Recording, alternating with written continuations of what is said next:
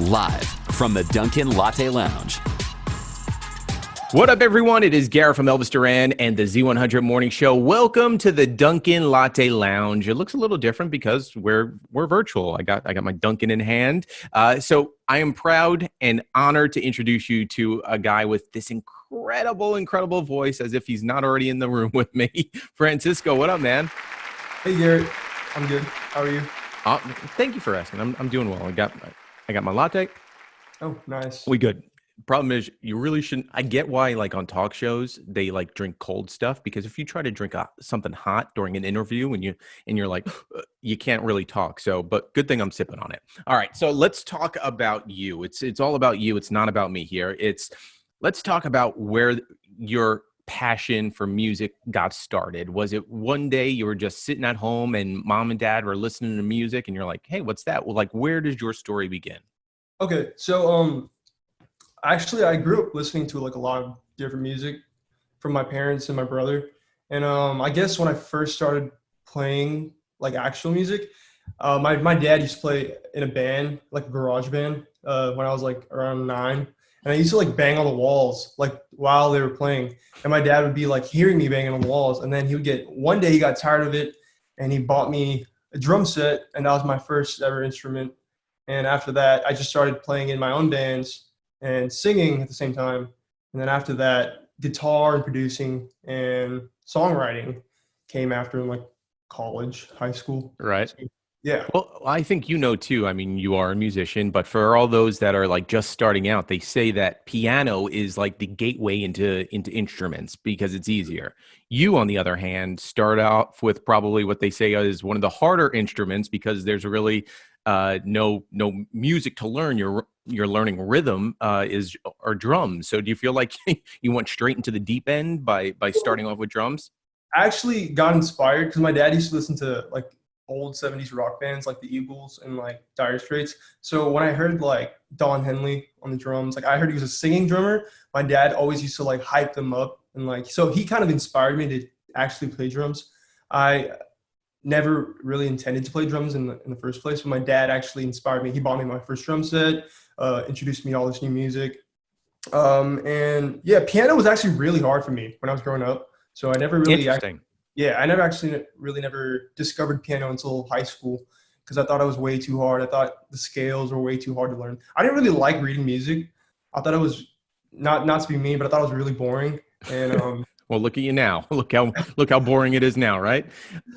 Yeah, yeah, so you know what I want to ask you? Like growing up, and you found a passion through listening to music with your dad too. For me, like growing up, my dad was like Beach Boys, Billy Joel, and not until now I'm older do I really appreciate it. But growing up, I'm like, oh God, this is just like so. Did you actually have that appreciation right off the bat, or did it take a while because you were into other stuff, or was that like your true first passion of music right there from your dad? yeah. Actually, when we drive over to the East Bay, every time we drove over, my dad had CDs on deck, and he would always play the same bands over and over again continuously. And I went to the East Bay like almost every weekend, so I would hear the same songs from the same bands every weekend, and I kind of just got like used to it. And my brother listened to totally different music. He listened to like R&B, like Chris Brown and all that. And my mom listened to like Nora Jones. So I had like different types of music every time I had a car ride with somebody else. Like if I had a car with my mom to go pick up like food or something, Right. or go to the grocery store, she was playing Nora Jones. And yeah, so I was kind of just amassed with all this different music.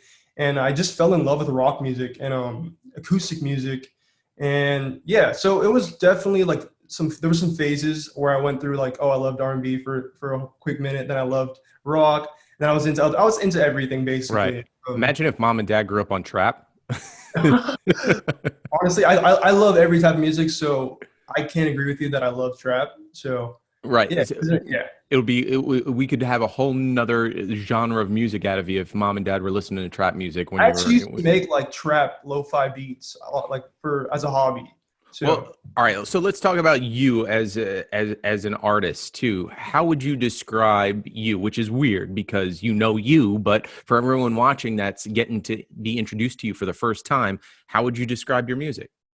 well, I tend to lean towards more of like the like kind of being into your emotions way more. Right. Heart on And your sleeve.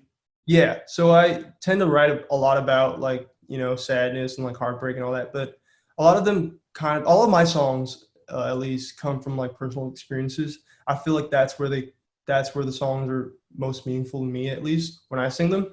So yeah, I was always like super into acoustic driven music. So James Bay, when I first heard his first record, Chaos in the Calm, I got so like I was blown away. And You got lost in it. yeah, I remember listening to Let It Go when it first came out on the radio, and I was just like, whoa, what is this? Like his voice is amazing. The James So Bay version, not the Idina Menzel Frozen version, just to be clear for yeah, those, because people all the time confuse them. yeah, and yeah, sorry, I just No, thought about Let It Go in my head, and then I started singing it. it happens. I have 2 kids, and trust me, Oh, yeah. it'll be in my head until the day I die. So, but I get that. You get lost in James Bay. You get lost in the music, and it kind of just it sparks it as someone like, so we got Ed Sheeran, John Mayer, someone you're going to cover in a second, Maggie Rogers. Do your friends go, hey, Francisco, come here for a second. Are you okay? Because you're singing sad songs. Honestly, I actually do get that a lot. I remember a lot of my brother's friends would always come up to me and be like, "Oh my God, like I can't believe you wrote that one song. Like, how hurt were you?" And I was like, Who "Oh, did what to you, and what's their name? It's funny because I actually take these songs and make them bigger than they seem. Like I actually write my music off like little intimate experiences, not Right. really that big. Like I didn't get my heart broken, like was heartbroken for like 6 years or like 7 months. I take these little things and I make them way bigger than it seems, like more dramatic in a way, I guess you can say.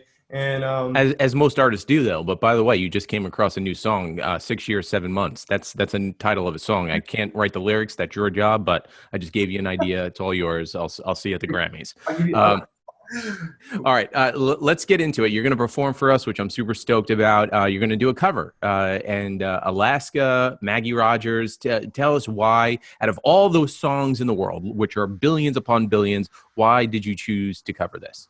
Okay, so Maggie Rogers is actually a really big part of my like songwriting music career in life because she's when I first heard Alaska, that record, I remember like I felt this. I know a lot of people. This might sound really cliche, but I felt this like breath of fresh air. And Right. I was like, wow. The production at first, I was like, whoa, I've never heard this before. And her songwriting, like, there's this line in the song that I can't get over ever. It's a walked off, he walked off and told me. And at the time, I was going through such a tough time in my life, and that really like kind of uplifted me and made me feel way better. So then I started listening more to her records, and I got inspired to write my own song. So that song's the reason why I started writing like serious songs. Like Right. beforehand I was just writing like a bunch of nonsense and kind of like, oh yeah. But yeah.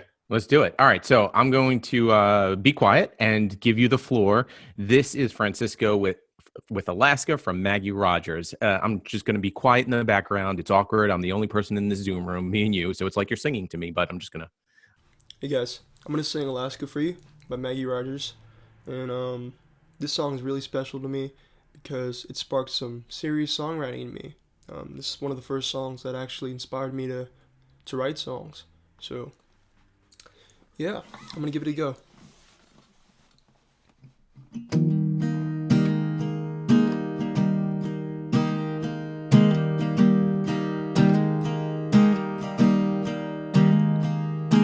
I was walking through icy streams that took my breath away, moving slowly through westward water over glacial plains, and I walked off you, and I walked off an old me. Oh me, oh my, I thought it was a dream, so it seemed.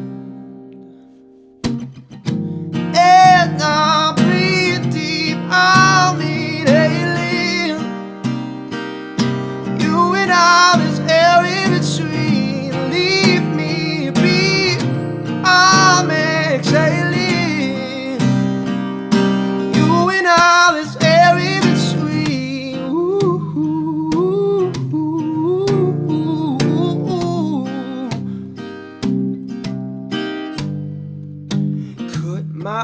there so I could roll back and forth without thinking of you.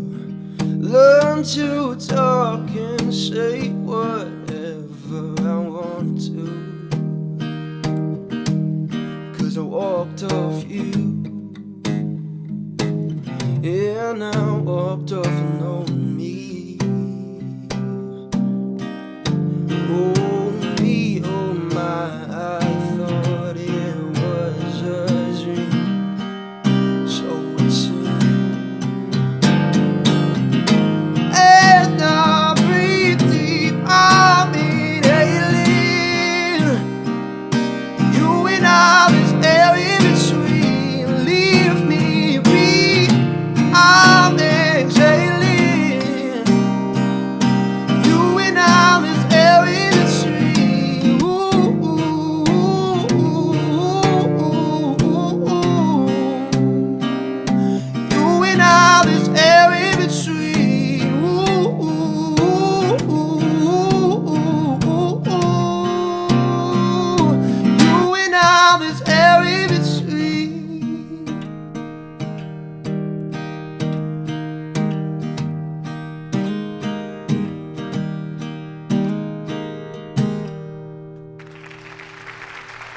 All right, welcome back to the Dunkin Latte Lounge. That is Francisco. You know, it's funny. Like I hear your voice, and it's I like just like your friends. I want to ask. I just want to like give you a hug, a virtual hug, and be like, "It's going to be okay. It's going to be okay." But you're singing about passion. It's not even your song, and I still feel connected to it. So that's what it's about being an artist, when you can find that connection, even if it's not your song, but make it your own. So I'm all into it, and I just think it's amazing. I'm also envious that I can't do what you do. So it's also jealousy. I'm jealous of you. Aw. All right, so let's talk about music for a second too, because we're talking about just getting lost in music, and I think everybody has that one artist, musician that they can. For me personally, I went to a Coldplay show, first Coldplay show I ever been to, and it was outside in Jersey at PNC Bank Arts Center. Could only afford the lawn seats because I was in college, and it was one of those beautiful nights. The stars were up in the sky. You could see like pretty much to Mars almost. Maybe a smoke of something floating around. I don't know, but it smelled funny. And you just got lost in the music. Have you ever had that experience, just getting lost in music for the first time? Do you have that memory? Yeah, most definitely. It was with my dad again. Yeah. Yeah, because he was basically like the guy who showed me literally everything. And I remember the first track that I really fell in love with, I guess, was I don't know the actual title to the song, but it was by Dire Straits, and it's like My Own NTV or something like that. He was like talking about refrigerators and all that, and the drums, like when it first came in, that's when it's like a really long intro, so I would hear that all the time. So but the first time I heard it, I was kind of amazed. I was like 9 or 8, so I Right. didn't really like dissect it the way I can now. But I really fell in love with the instrumental, and then the guitars, and like how I don't know. I fell in love with the overall sound of that song, and I still listen to that song to this day secretly. It's in like one of my Spotify playlists, and I bring it up. Or your iHeartRadio playlist, doesn't matter. iHeartRadio playlist. Yeah. Wink. And yeah, I get super nostalgic about it. So that's one of the songs I'll never ever lose touch with. So Right. yeah. Now, before we get into your music, you're going to give us some of your own songs in a second too, talking about playing drums. Mhm. Can you do one of the best drum solos out there from one Phil Collins? Actually, as easy as it looks, it's not as easy. Like I See, tried. I think I nail it on the air drums, like easily, but like, but the actual drums itself, like, so you're saying that's probably harder than it actually looks. I mean, like how do you mean though? Is Well, what like the middle of the song, boom, boom, boom, boom, boom, boom, boom, boom. Like I can't do it. I can only do air drums. I it's play such great a air common drums. drum riff though. That's the thing. And like you don't want to mess that up. You know. Of I course. actually never played that live, but I played like "You'll Be in My Heart," and like that to me is easier than "In the Air Tonight." You gotta In get the the air. time right. The drums don't even come in for like the first like half The, of the yeah, song. the last like 60 seconds. Imagine, yeah. Imagine if you just come in, you just messed up the whole entire song. It's been like 3 minutes into the song. You're like, oh my god. Yeah, they spent all this great time, then all of a sudden you just go. Bum, bum, bum, bum, bum. It's so anticlimactic. You just All right, let's talk about your music, Francisco. Tell me about Swollen. What are we talking? Your heart? Are we talking your ego? What are we talking about here? Okay, so it's one of those things where like I took a little small count and like made bigger than it seemed. So like in the song, it's actually one of the songs that like one of the first songs I've written, like seriously written, and it still to this day makes me like kind of anxious to sing and kind of sad. And it's just not like if I really take a step back and why I wrote it, it's not as sad as it seems. I wrote it because like I met this girl like one day. I only met her for one day, and I only like got to know her for one day. And yeah, it's basically about like falling in love with the idea of a person and like being wrong about it. Like you think things that you Fall in love with the cover and not the book. yeah, exactly. It's kind of like you paint this picture in your head about this person and it's just not true, you know? And yeah, so I didn't see her after that day we hung out. And then I felt really kind of sad about it. I was like, oh man, she was a really cool girl and I don't think I'm never gonna see her again.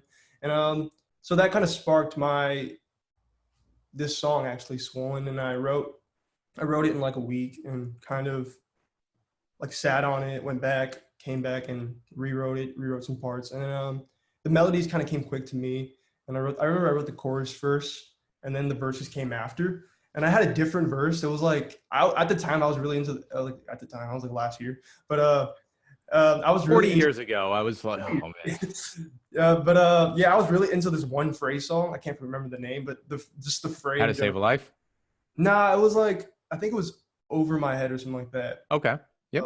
Yeah, so I got really into the melodies and the songwriting and that. So then I have like a demo version of like how Swollen first sounded, and I have the actual record version.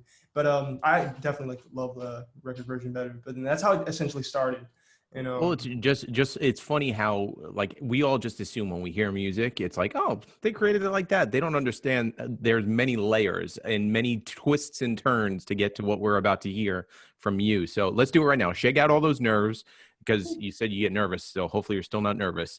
And this is Francisco with Swollen. I'm going to be singing Swollen, written by me, produced by me. This song was released on October 9th, so stream it now. And yeah, this song's essentially about falling in love with the idea of a person and being wrong about it. And I wrote it last December, and it still hits me to this day. So, here we go.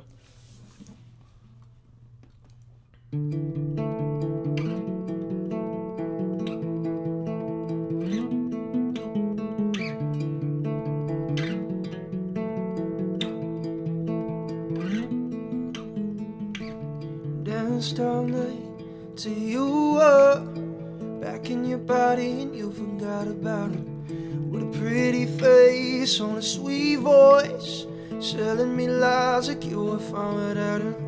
You go, yeah, you go, go.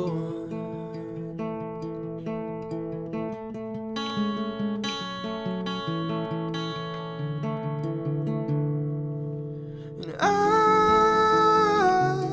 love the way you say you're scared to hold me. I hate the way you came and left me crawling. Oh, I held on. Oh, I held on, and you left me swollen.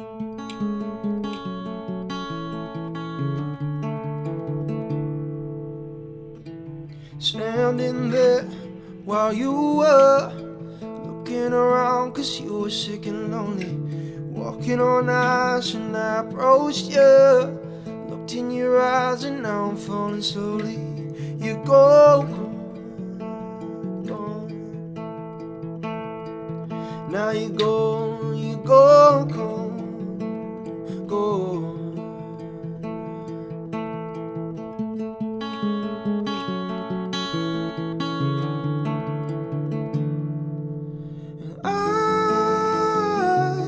Love the way you say you're scared to hold me. I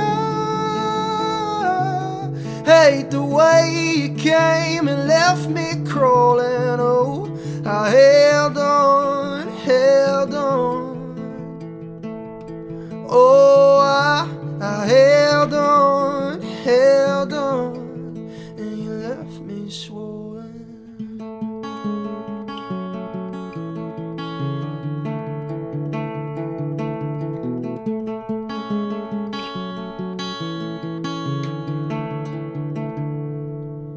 'Cause I love the way you say you're scared to hold me. I hate the way you came and left me crawling. I love the way you say you're scared of falling. I just hate the way you came and left me lonely. Oh, I held on, held on. Oh, I held on, held on. You know I held on, held on. Oh, but I held on, and you left me swollen.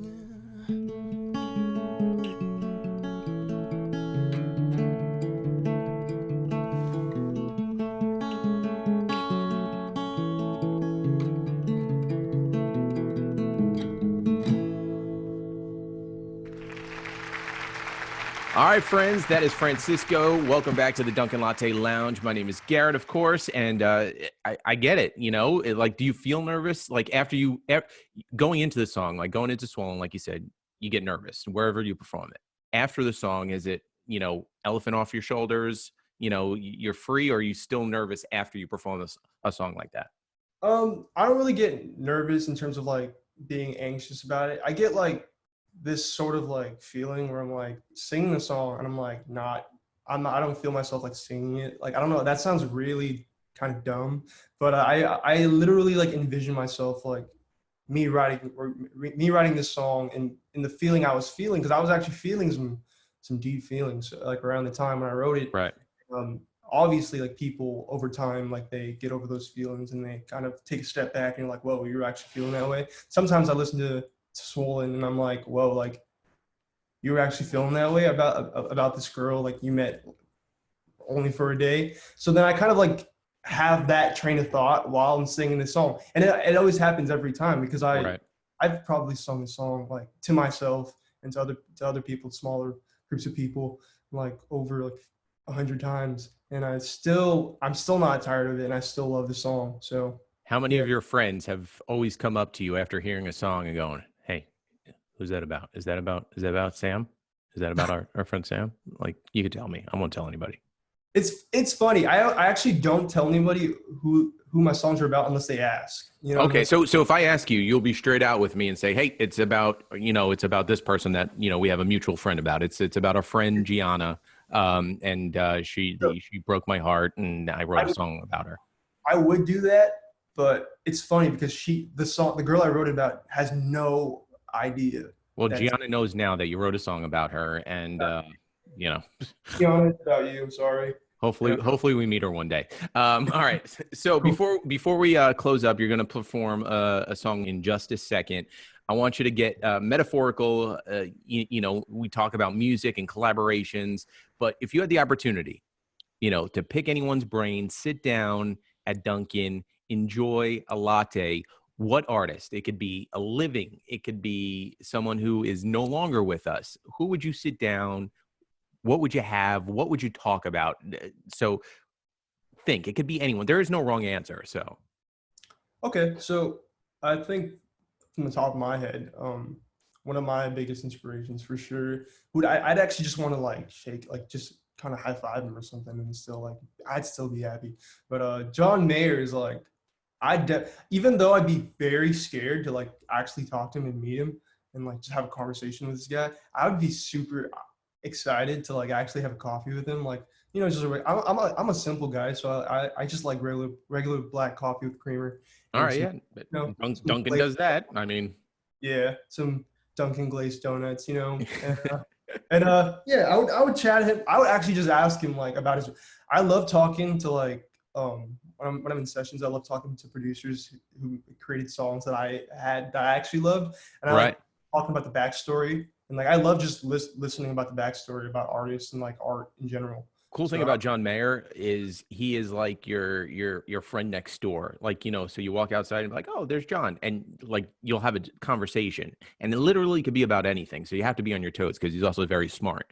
Like I wouldn't even be nervous. I know you'd be nervous thinking about the idea, but once you sit down and you start talking with them, you're like, wait, though you're John Mayer, you're actually like a normal person, like at the end of the day. So I think it's very cool to sit down, have a Dunkin' with John Mayer, because like not only will you learn a lot, you'll laugh your butt off, and you'll walk away probably smarter than you did sitting down with John Mayer. So very, very, very creative, great answer too. So back to business. Before we let you go, tell us all things socials with you. How can we follow? How can we know when you're releasing stuff? Whenever the world lets you get back on a stage, how can we follow along, Francisco?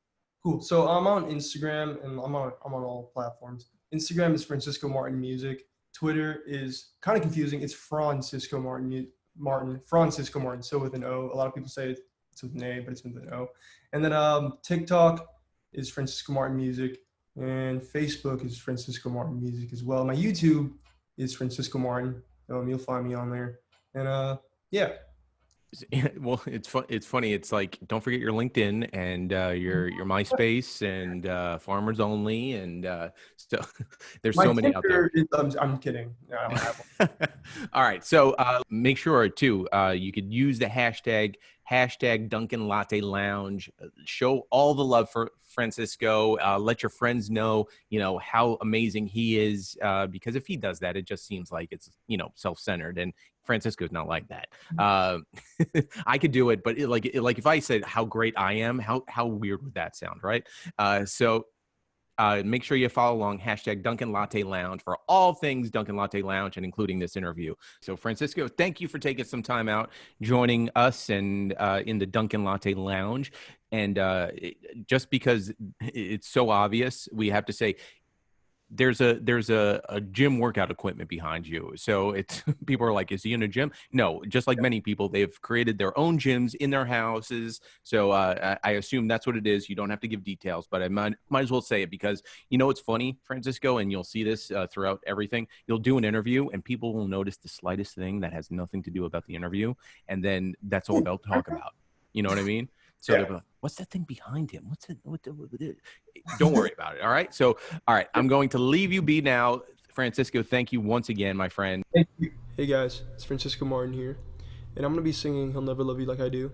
It's a song about kind of wanting to be in the other person's shoes, because I wrote it about this chick about a year ago, and she had a boyfriend, and the concept is like basically saying like, he'll never love you like I do, he'll never touch you like I do, and yeah, so here we go.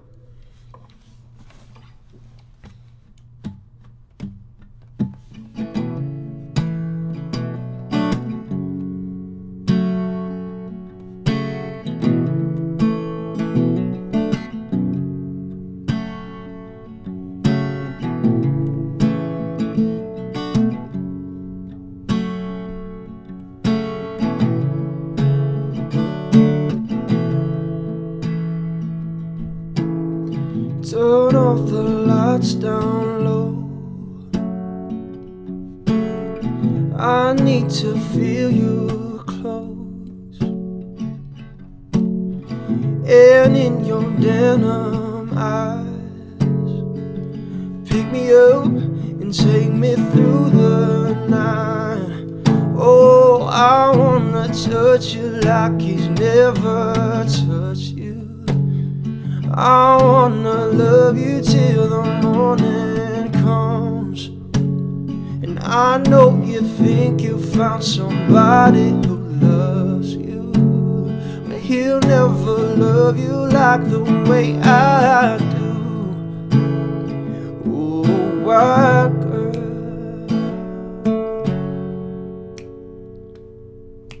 I don't want nobody but you. You're my white girl. He'll never love you like the way I do. And you'll never harbor pain, 'cause I'll give you comfort and none of the shame. Slow dancing intertwined, I'll pick you up and take you through the night. Oh, I wanna touch you like it never touched you. I wanna love you till the morning comes.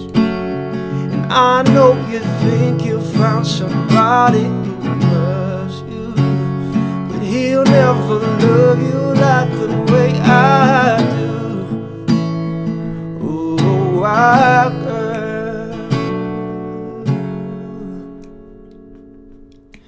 I don't want nobody but you.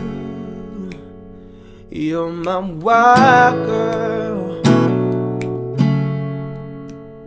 He'll never love you like the way I do.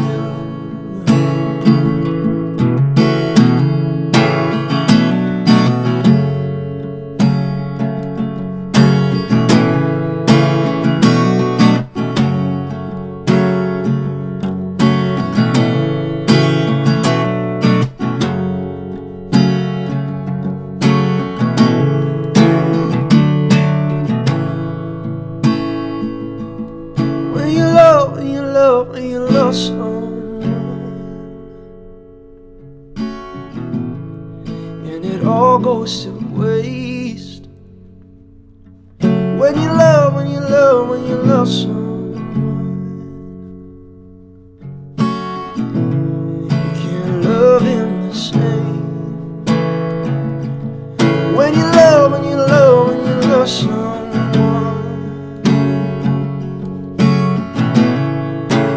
all goes to waste. When you love someone, you can't love him the same. Oh, I wanna touch you like he never touched you. I wanna love you till the morning comes. And I know you think you found somebody who loves you, but he'll never love you like the way I do. No, he'll never love you like the way I do.